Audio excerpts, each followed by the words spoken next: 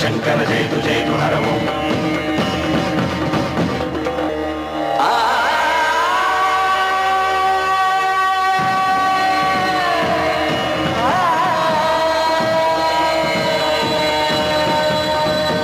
జయతు జయతు హే Shambho Shankara జయతు జయతు హర ఓం.